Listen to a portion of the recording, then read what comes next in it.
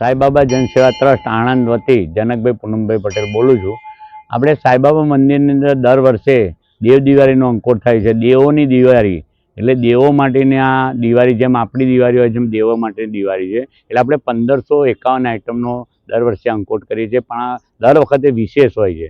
આ વખતે ઓપરેશન સિંદૂર, જે દેશ માટે મહિલા લડી અને આપણા દેશને ઓપરેશન સિંધુને સક્સેસ બનાવ્યું હતું, એમ મહિલા ટીમ આપણી પણ વર્ષો પછી આજે જીતીને આપણી મહિલા ટીમે આપણો વિજય મેળવ્યો છે। એટલા માટે ઉત્સાહ વધે મહિલાઓનો તથા બાળકોનો તથા યંગ બ્લડનો, એટલા માટે આ કાર્યક્રમ આપણે રાખેલો છે।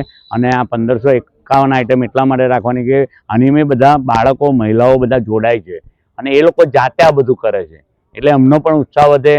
તમે જોઈ શકો છો કે અંકોટની અંદર જેટલી આઈટમો છે એ દરેક ભક્તો દ્વારા આવેલી છે, અને જે મંદિરની અંદર રંગોળી પૂરેલી છે એ પણ બાળકોએ પૂરેલી છે, એટલે એમને ડ્રોઈંગનું પણ જ્ઞાન મળે।